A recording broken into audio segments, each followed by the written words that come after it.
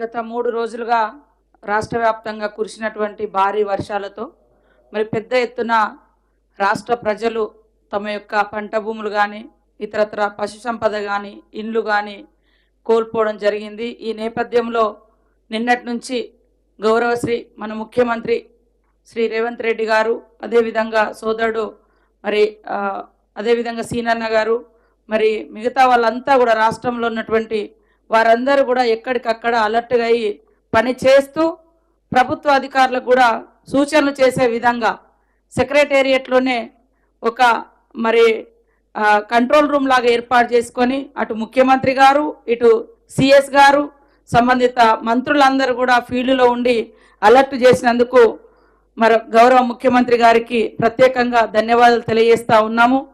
ఈ క్రమంలో నిన్న నల్గొండ, ఖమ్మం చూసుకొని ఈరోజు మరి మహబూబాద్ జిల్లాకు వారు రావడం జరిగింది.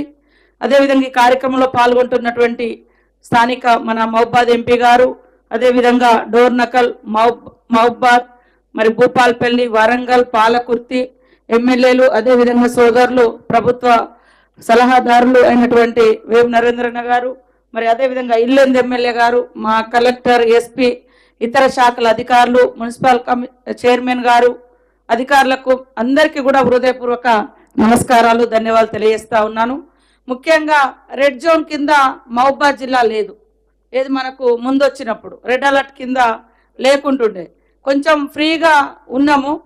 కానీ మొత్తం రెడ్ జోన్ కింద మహబూబాద్ కానీ ములుగు సైడు ఇంకా భూపాల్పల్లి అటు సైడు ఉండే. కానీ సడన్గా 31 నాడు సాయంత్రం ఇది ఎఫెక్ట్ అయి తెల్లారి వరకు గ్రామాలలోకి నీళ్ళు వస్తే మరి ఎంతో సమన్వయంతో స్థానికంగా ఉండేటువంటి జిల్లా యంత్రాంగం అంతా అలర్ట్గా పనిచేసి ఇవాళ సీతారాం నాయక్ తండా ప్రజల్ని కానీ రావిరాల మహబూబాద్ జిల్లాలో కూడా మహబూబాద్ నియోజకవర్గంలో రావిరాల గ్రామంలో కూడా పెద్ద ఎత్తున పశు సంపద కోల్పోయినరు, బండ్లు కోల్పోయినరు, వాగులలో పడి అన్నీ కొట్టుకుపోయినటువంటి పరిస్థితి. ప్రాణ నష్టం జరగకుండా అద్భుతంగా సేవలు అందించినటువంటి మహబూబాద్ జిల్లా యంత్రాంగానికి అందరికీ హృదయపూర్వక ధన్యవాదాలు తెలియజేస్తా ఉన్నాను. ముఖ్యంగా పోలీస్ డిపార్ట్మెంట్ వారు కూడా రాష్ట్రంలో వారందరూ కూడా మొన్న ఖమ్మంలో కానీ ఇక్కడ కానీ అదేవిధంగా మనుగూరులో కూడా ఇళ్లకు నీళ్ళు వచ్చినప్పుడు వారు ఉదయం పొద్దున్నే వెళ్ళి ఎక్కడికక్కడ పోలీస్ అధికారులు అందరూ మిగతా శాఖలతోటి కలెక్టర్లు కోఆర్డినేషన్ చేసుకొని మరి ఈ యొక్క సేవలు చేయడం జరిగింది.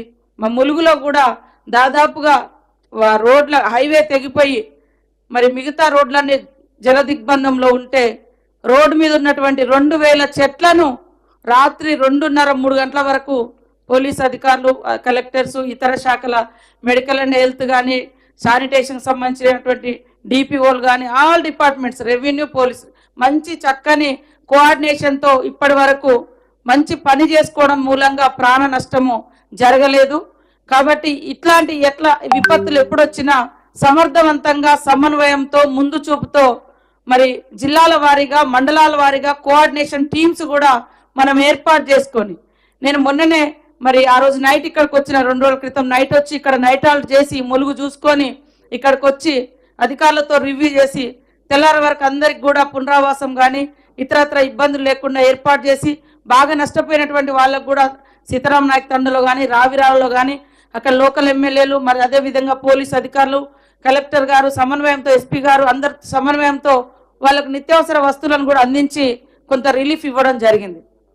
కాబట్టి అధికారులందరం కూడా ఎప్పుడు ఇప్పుడు ఎక్కడెక్కడైతే డ్యామేజ్ అయిందో అది ఖచ్చితంగా ఒక హిస్టరీ లాగా నోట్ చేసి పెట్టుకోవాలి.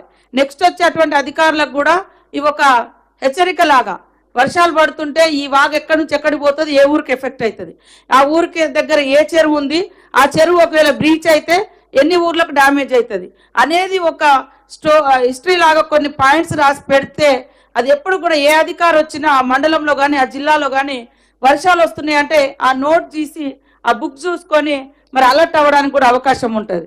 ములుగులో కూడా మాకు గత అనుభవాలను దృష్టిలో పెట్టుకొని గత 2 నెలల నుంచి మేము అక్కడ కలెక్టర్ గారు, ఎస్పీ గారు ప్రతి 15 రోజులకు ఒకసారి మీటింగ్స్ పెట్టుకొని ఇట్లాంటి ఎక్కడికక్కడ అంటే ఎఫెక్టెడ్ ఏరియా ఎక్కడైతే ఉందో వాగులు దాటకుండా పోలీసుల చేత బ్యారికేడ్స్ పెట్టించుకోవడం జరిగింది. అదేవిధంగా నైట్ పూట అక్కడ ఊర్లలో అంటే అధికారులను కూడా పెట్టడం జరిగింది. ఏదో ఒక డిపార్ట్మెంట్ నుంచి గ్రామస్తులను అలర్ట్ చేయడం కోసం. వర్షం పెరుగుతుందంటే ఆ గ్రామాన్ని వెంటనే షిఫ్ట్ చేయడం, లేదా పక్క ఊర్లలో ఎక్కడైనా పెట్టడం, లేదా అక్కడే స్కూల్లో ఇంకేదైనా సేఫ్టీ ప్లేస్లలో. సో ఇట్లాంటివన్నీ కూడా మనం చేసుకోవాలి. ఇప్పటికి కూడా తడిసి ముద్దైనటువంటి ఇండ్లు ఏమైతున్నాయో అవి ఖచ్చితంగా గుర్తించి ఆ ఇళ్ల నుంచి ఖాళీ చేయించాలి. ఎందుకంటే ఇండ్లు కూలిపోతే 2-3 కుటుంబాలు చనిపోయినటువంటి పరిస్థితి కూడా ఉంది. కాబట్టి మరి ఇవన్నీ మనం తీసుకుంటూ ఈరోజు ముఖ్యమంత్రి గారు స్పీడ్గా మరి రిలీఫ్ కోసం 5 కోట్లను కూడా వారు ప్రకటించడమే కాకుండా ప్రత్యక్షంగా బాధితుల దగ్గరకు వచ్చి వాళ్ళ బాధలు విని వారికి మరి రిలీఫ్ను ప్రకటించి మానసిక ధైర్యాన్ని కల్పించినందుకు వారికి ప్రత్యేక ధన్యవాదాలు. ఈరోజు ఉన్నటువంటి అధికారులందరూ కూడా ఇంకా రోడ్ల పునరుద్ధరణ కానీ, ఎలక్ట్రిసిటీకి సంబంధించినటువంటి కానీ, మెడికల్ హెల్త్ అయితే రెగ్యులర్గా మనం క్యాంప్స్ కూడా పెట్టాలి, శానిటేషన్ కూడా స్పీడప్ చేసుకోవాలి, డ్రింకింగ్ వాటర్ కూడా కంటామినేషన్ కాకుండా మరి ఎక్కడికక్కడ డిపిఓలు కూడా అది అలర్ట్గా ఉండాలని కోరుకుంటూ మరి ఇప్పటి వరకు మీరందరూ అలర్ట్గా ఉండి సేవ చేసినందుకు మీకు ప్రత్యేకంగా అధికారులందరికీ ధన్యవాదాలు తెలియజేస్తా ఉన్నాం. ముఖ్యంగా సీఎం గారికి, రేవంత్ రెడ్డి గారికి ప్రత్యేకంగా ధన్యవాదాలు తెలియజేస్తూ రాష్ట్ర ప్రజలకు భరోసా ఇస్తూ వాళ్ళ బాధలను పంచుకొని వాళ్ళకు ఆర్థిక చేయూతను, గతంలో ఎప్పుడు కూడా పశువులకు రూపాయి ఇచ్చిన గతి లేదు 10 ఏళ్లలో. ఈరోజు పశు సంపద నష్టపోతుందని ఆవులకు కానీ, గేదెలకు కానీ, మేకలకు కానీ వాటికి కూడా పరిహారం ప్రకటించినటువంటి సందర్భం. కాబట్టి మనమంతా ఈ ప్రభుత్వం యొక్క లక్ష్యాన్ని, ప్రభుత్వం ప్రకటించిన ప్రతి రూపాయిని నిజంగా నష్టపోయినటువంటి బాధితులకు చేరవేసే విధంగా మానిటరింగ్ కమిటీ వేసుకొని, మండలాల వారీగా, గ్రామాల వారీగా వేసుకొని కలెక్టర్ గారు మానిటరింగ్ చేసుకుంటూ బాధితులకు అందించే విధంగా కృషి చేయాలని కోరుకుంటూ అందరికీ నమస్కారాలు.